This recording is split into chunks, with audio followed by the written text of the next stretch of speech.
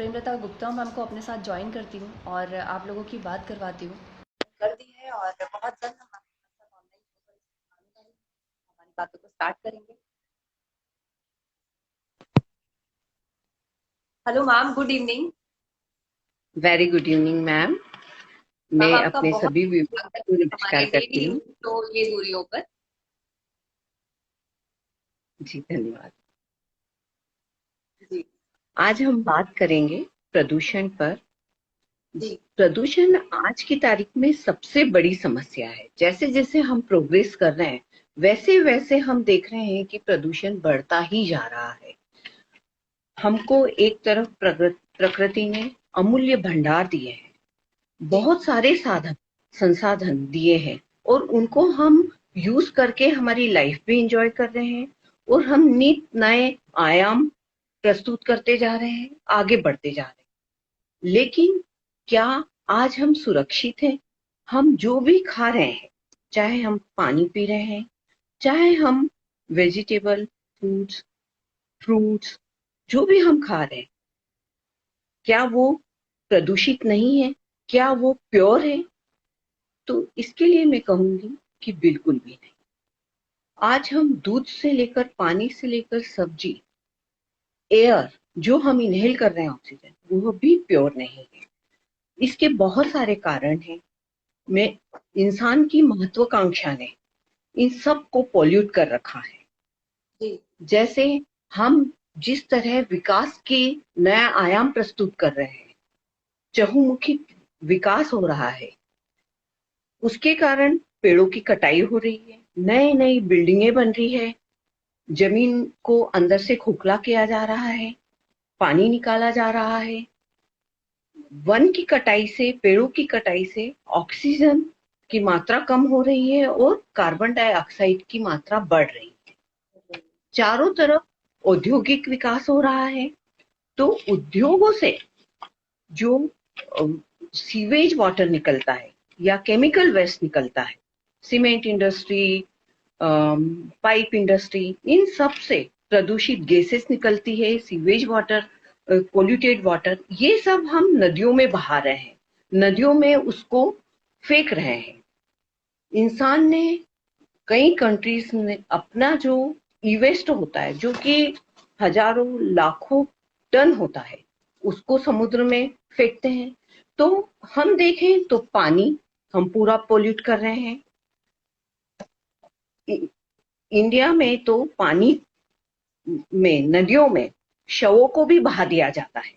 बिल्कुल मैम, सही हम कह रहे हैं। हमारी संस्कृति में एक तरफ हम पानी, नदियों की पूजा करते हैं, पेड़ों की पूजा करते हैं, सूर्य की आराधना करते हैं, लेकिन हम गंदगी भी वहीं छोड़ते हैं।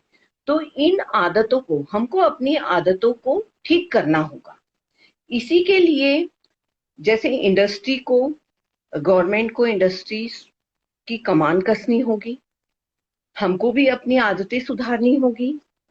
हमको अपने, जो कहा जाता है, रीयूज, रिसाइकल एंड रिड्यूस, तो रिड्यूस यानी कि सीमित साधनों का उपयोग करना चाहिए। रीयूज मतलब कि जैसे हम आए दिन प्लास्टिक, जो है प्लास्टिक वेस्ट है, उसका रीयूज कर लेते हैं, बहुत सारी इंडस्ट्रियां हैं। लेकिन स्कूल कॉलेज, जहाँ चूंकि मैं एजुकेशन लाइन से जुड़ी हूँ, जी तो हर एजुकेशन इंस्टीट्यूट में बुक कॉर्नर होना चाहिए, जिसमें सीनियर स्टूडेंट जूनियर स्टूडेंट्स को अपनी यूज की हुई किताबें दे दें और जूनियर स्टूडेंट उनके नोट्स और किताबों का इस्तेमाल करें। ऐसे ही रिसाइकल, जैसे कि इसका सबसे बड़ा उदाहरण हमारा इंदौर है। हम नंबर 1 है सफाई में। तो जैसे हमारे यहाँ ये प्लान डला है कि हम वेस्ट मैनेजमेंट करके, उसको वेस्ट को रिसाइकल करके हम खाद बनाते हैं और भी कुछ साइड प्रोडक्ट उसका हम यूज कर रहे हैं। ऐसे हमको रिसाइकल पर भी आना पड़ेगा। आने वाला समय इन्हीं सब चीजों का है। और पेड़ों की कटाई के कारण कार्बन डाइऑक्साइड का लेवल कम हो रहा है। चाहिए ज्यादा से ज्यादा प्लांटेशन करना चाहिए। इंडस्ट्री की जो जहरीली गैसेस निकलती है, उसको गवर्नमेंट को उनके लिए स्ट्रिक्ट रहना चाहिए। यहाँ केलों की सबसे ज्यादा पैदावार होती है। बिल्कुल, वहां ये का गढ़ है। केला, ये गढ़ है। वहां का केला जो किसान खुद पैदा करता है, वो किसान वहां का खुद के खेत का केला नहीं खाता है। कारण ये है, उसे पता है कि उसने कितना पेस्टिसाइड इस्तेमाल किया है। तो करते हैं, उस इनहेल में प्योर ऑक्सीजन नहीं है। इसके लिए हमको ज्यादा से ज्यादा प्लांटेशन करना चाहिए, और सुधर गई है। और आप देखें कि हम न्यूज में पढ़ रहे हैं कि कोलकाता के घाट पर डॉल्फिन्स आ गई हैं। हाँ, जानवर जंगलों से निकलकर बाहर आ गए हैं। कहीं कहीं व्हाट्सएप पे वीडियो हम देखते हैं कि हिरण बाहर आ गए हैं। तो एनिमल्स भी इस शांति को एंजॉय कर रहे हैं।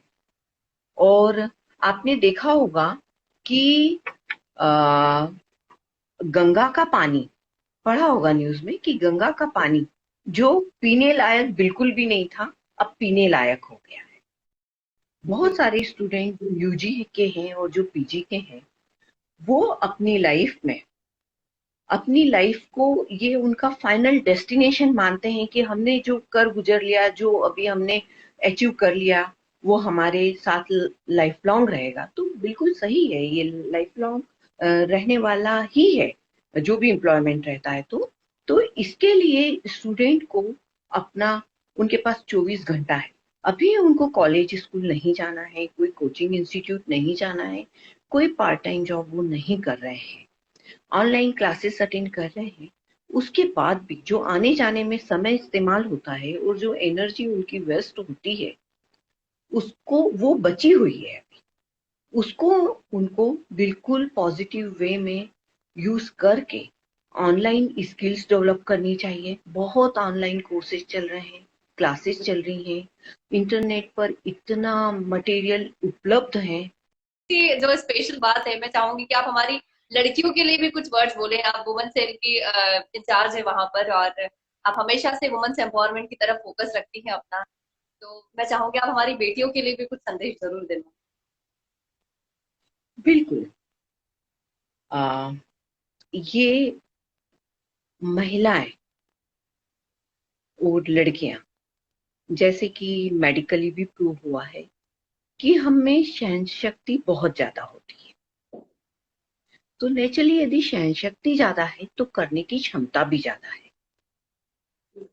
जैसे हम बीइंग वर्किंग में भी घर भी संभालती हूँ और अपना कॉलेज भी देखती हूँ, तो हम में इफिशियंसी बहुत है।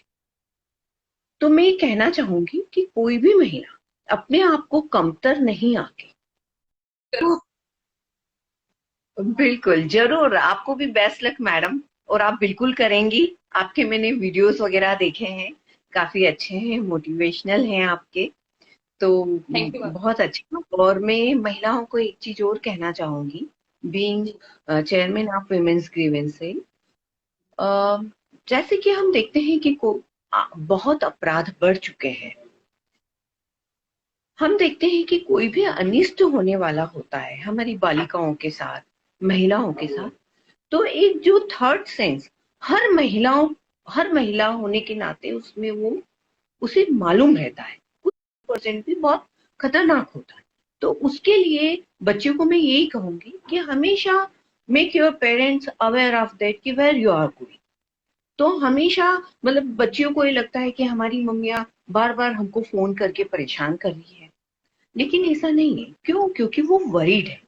यदि आप फोन नहीं उठा सकते तो आजकल ऐसा भी है, आप लोकेशन शेयरिंग में रहिए अपने पेरेंट्स के साथ में। और मैं तो कहूंगी कि हर स्टूडेंट, चाहे वो मेल हो चाहे फीमेल हो, अपने पेरेंट्स के साथ में लोकेशन शेयरिंग में रहना चाहिए, ताकि पेरेंट्स उनको फोन करके ज्यादा वरीड ना हो। वो कोचिंग क्लास है इवनिंग में, उसकी लोकेशन देख ले कि ये अभी बच्चा क्लास में है, अब क्लास से निकला है, ये ऑन द वे है।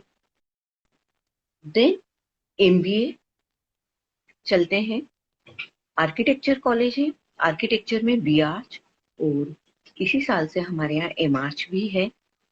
तो B arch, M arch, MBA courses, BBA courses, BCA course school of computer science में चलता है। बीसीए के साथ हमारे यहाँ एमसीए भी चलता है, और बीकॉम, बीकॉम 3-4 तरह के कोर्सेज हैं अलग अलग ब्रांचेस में। एमकॉम भी है हमारे यहाँ, और फाइन आर्ट कोर्सेज हैं हमारे यहाँ, मीडिया से रिलेटेड कोर्सेज हैं, मास मीडिया। देन हमारे यहाँ रेडियो जॉकी कोर्सेज हैं, और हमारे यहाँ बीए भी है, और ट्रेवल टूरिज्म, और हमारे यहाँ कुछ म्यूजिक के कोर्सेज भी हैं, और फैशन डिजाइनिंग के कोर्सेज हैं। तो कहना चाहिए ऑलवेज रेडी कि स्टूडेंट का इसमें ज्यादा से ज्यादा फायदा होना चाहिए। स्कूल्स के स्टूडेंट्स आके वो एक्टिविटीज को देखते हैं, वो रात में जो भी हमारे सूर्य मंडल की जो एक्टिविटी होती है, एक्टिविटीज होती चांद हैं तारे, जी। और जो सूर्य ग्रहण, चंद्र ग्रहण, ये सब उससे देखा जाता है। ये क्या दिस इज बात, ओपन फॉर पब्लिक आल्सो, इसको कोई भी आम आदमी भी आके देख सकता है। देख सकता है।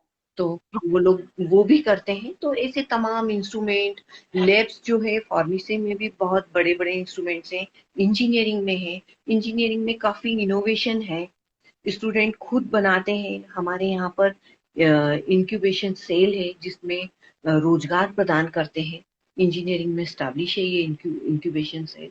तो यदि आपके पास कोई आइडिया है तो आप शेयर करें। स्टूडेंट जो है बाहर के स्टूडेंट के लिए भी ओपन है, कॉलेज के स्टूडेंट्स के लिए तो है, और इसमें गवर्नमेंट फंडिंग है।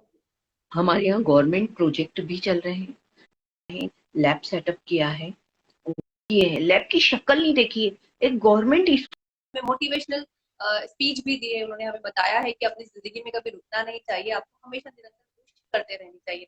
और उसके पश्चात उन्होंने अभी हमें आईपीएस एकेडमी की भी इतनी सारी जानकारियां प्रदान की, उसके कोर्सेज के बारे में भी बताया है।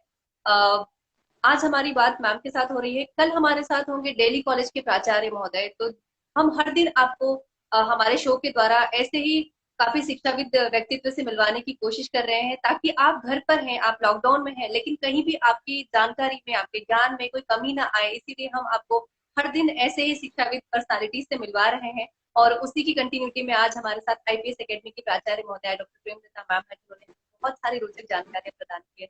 मैम, मेरे पास वर्ड्स नहीं है, लेकिन क्या होता है कि शो के समय की समाप्ति की घोषणा हो चुकी है, और इसीलिए कहना चाहिए मुझे कि दिल नहीं है, लेकिन इजाजत लेना थोड़ा सा जरूरी हो गया है।